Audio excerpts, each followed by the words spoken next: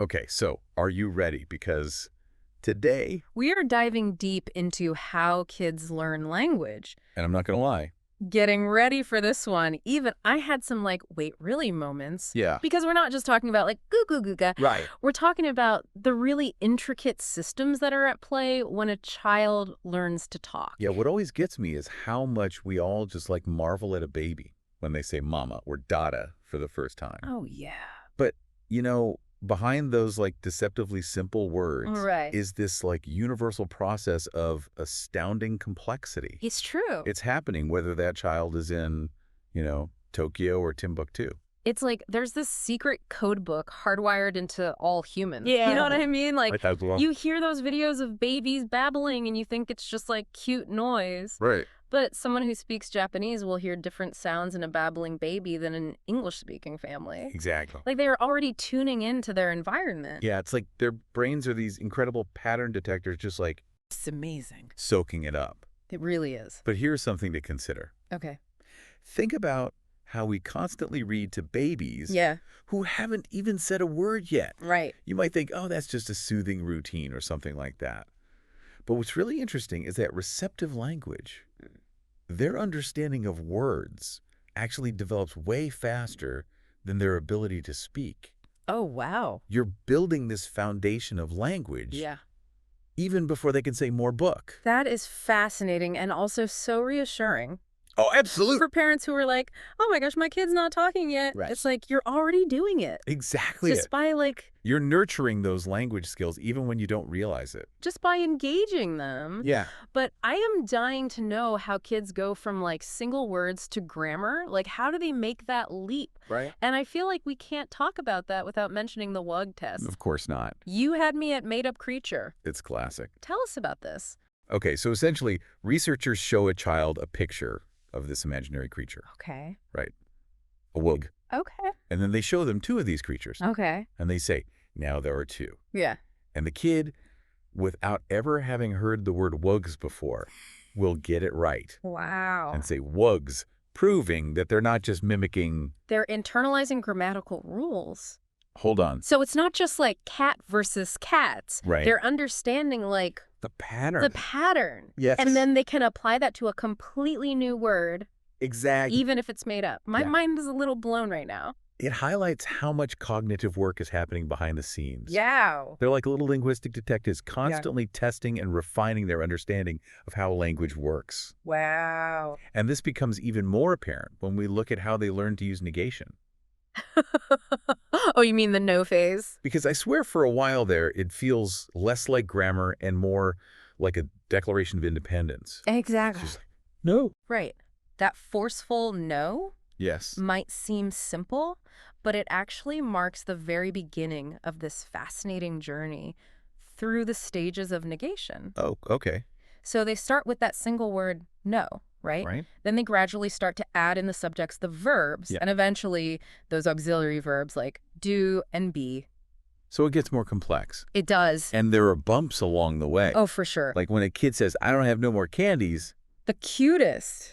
it's grammatically wrong, Yes. but conceptually It's very advanced. so advanced. Right. They're juggling negation and possession and quantity Exactly. all in that one little sentence. It's amazing. It's pretty incredible. It really does show the mental gymnastics they're doing. Yeah. And this whole idea of kids like testing things out Okay. becomes even more literal when they discover question words. Oh, yeah. Wouldn't you say? Oh, absolutely. It's like they unlock this cheat code to getting information. Right. And at first it's these simple attempts like cookie or up. But then as their understanding grows, Right.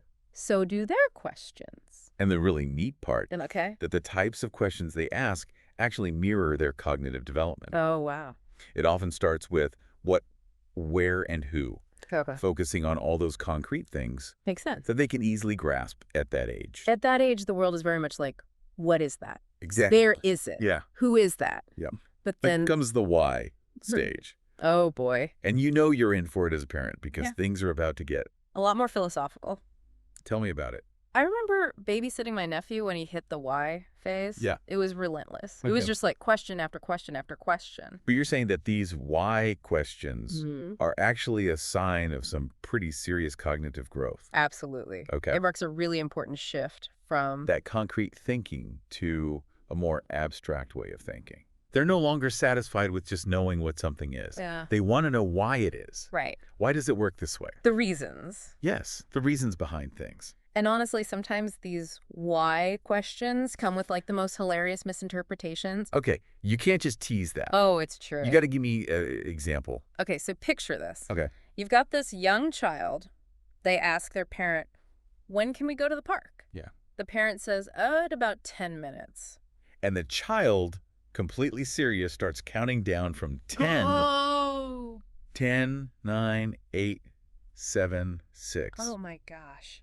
They're trying to apply this very concrete understanding Right. to this abstract concept of time. That's amazing Yeah. and adorable. It's so cute. It's like they're little scientists Giving up. conducting these experiments. But it also makes me think like, Getting the question words right is one thing, but like the actual structure of a question, Yeah. that's a whole other hurdle. it is. Because I've heard a lot of why you don't have one. Exactly. You know what I mean? Like Like their process. they go through these amazing stages. You know, starting with just intonation, like they're asking a question. Right. But there's no real grammatical structure yet. Okay. Then you get this thing called fronting, Okay. where they basically stick a question word at the beginning of a statement. Okay. Like they might say, is the doggy sleepy? Oh, that's cute. Which is adorable. And then eventually they crack the code. Of subject auxiliary inversion. Which, let's be honest, even we as adults, Sometime you trip up on. right, like it's complicated. It is kind of complicated. But the takeaway here for anyone who's ever been amazed by a child learning to speak is this. Okay. They are not just memorizing phrases. They're figuring out Oh. these incredibly complex rules. By analyzing the language they hear and like forming their own internal rule book in their minds. That is amazing. It really is a remarkable feat. So they're like these little linguists running around testing out their theories. I love that. It's incredible. Yes, exactly. But this language journey, it doesn't stop when they enter school. Does it? Oh no, not even close. In fact, I think that's where things get even more interesting. Oh, absolutely. It's like they're entering a whole new level of the language game. Right. It's not just talking anymore. It's a whole different ballgame. They've got textbooks and essays. Yeah. And don't forget Oh, about... and playground slang. Yes. It's a lot. It really is. So think about it. Yeah. They're encountering all this new vocabulary, like lightning speed. It's incredible. They have to figure out, like, the difference between formal and informal language. Right. Because what flies on the playground Right. definitely doesn't fly in an essay. Not at all. And then on top of all that, They're learning this idea of, like, correct grammar. which like might not be how they talk with their friends. Exactly. So confusing. It's a lot to juggle. It really is. And this is where we see this really interesting development happening. Okay. It's called metalinguistic awareness. Metalinguistic awareness. That's a mouthful. Yeah, it is. But basically Well, it it's means... being able to step back and think about language as this object itself. Okay. As a system. like a system with rules. Like, So they're not just using language. I'm thinking about it. Yes, like analyzing it. Wow. And you know what plays a huge role in this? What's that? Reading. Oh, interesting. When kids see words on a page, It reinforces this idea that language has a concrete form, it's not just sounds. right? Like it exists outside of just us talking.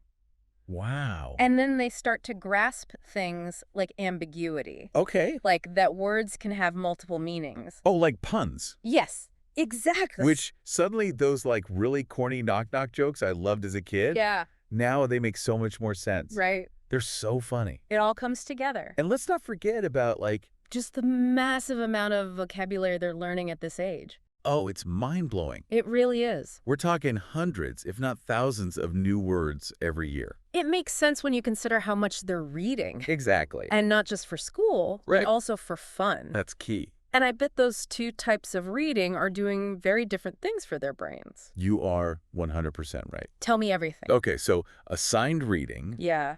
it's exposing them to all this new vocabulary, Okay. but within a specific subject area. So it's focused. Right, exactly. Okay. But reading for pleasure. That allows them to explore different genres, different writing styles, different time periods. So it's more about, like, expanding their horizons. Exactly. So what you're saying is, Me reading all those fantasy novels as a kid, yes, good for me. so good for you. It all paid off. It all pays off. It really highlights something so important about language. This journey of learning language, it never really ends, does it? Never. Even as adults, like, we're learning new words. All the time. Slang is changing. Right. Language is dynamic. Yeah. It's constantly evolving and changing, and we get to be along for the ride. I love that. So the next time you hear a child, like, struggling to pronounce a word, Yeah. or maybe they get the word order wrong in a sentence, Just take a moment to appreciate what's actually happening. they're doing amazing things. It's incredible. It really is. Learning language is a remarkable feat. Absolutely. And it's also filled with wonder and humor. And don't forget those aha moments when Yeah. it all just clicks. I love that. Yes. Well, that's about all the time we have for today's deep dive. Thank you so much for listening. Thank you. And until next time, happy listening.